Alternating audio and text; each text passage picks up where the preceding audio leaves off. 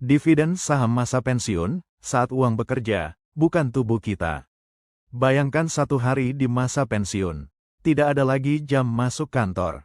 Tidak ada target bulanan. Tidak ada tekanan atasan. Namun satu pertanyaan selalu muncul, dari mana uang hidup akan datang? Sebagian orang berharap dari tabungan. Sebagian berharap dari anak. Sebagian berharap dari pensiun negara. Masalahnya, tabungan bisa habis. Anak punya hidupnya sendiri. Dan dana pensiun seringkali tidak cukup. Disinilah dividen saham mulai berbicara. Apa itu dividen saham? Dividen saham adalah pembagian keuntungan perusahaan kepada pemegang saham. Artinya sederhana, kita tidak menjual saham. Kita tetap memilikinya. Namun uang terus mengalir secara berkala.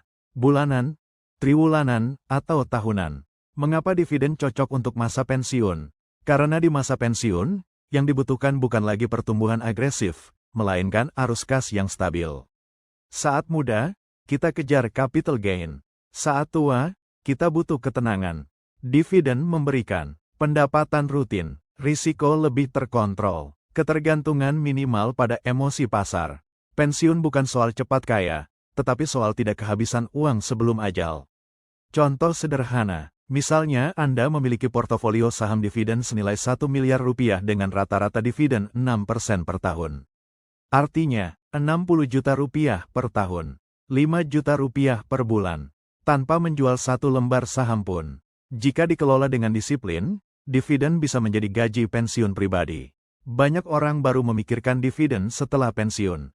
Padahal saat itu, modal sudah terbatas, waktu sudah pendek, kesalahan sulit diperbaiki. Dividen bukan strategi instan. Ia dibangun 10-20 tahun sebelumnya. Pensiun yang tenang adalah hasil dari keputusan kecil yang konsisten di masa muda. Saham seperti apa untuk dividen? Bukan saham viral, bukan saham gorengan, bukan saham janji surga. Saham dividen biasanya, perusahaan mapan, laba stabil, utang terkendali, konsisten membayar dividen. Dividen mengajarkan satu hal penting, kesabaran mengalahkan kecerdasan. Anda tidak perlu jenius pasar. Anda hanya perlu konsisten, tidak serakah, tidak panik. Biarkan waktu dan bisnis yang bekerja. Saat orang lain sibuk mengejar harga, Anda menikmati hasil. Pensiun bukan akhir produktivitas, tetapi awal hidup yang lebih tenang.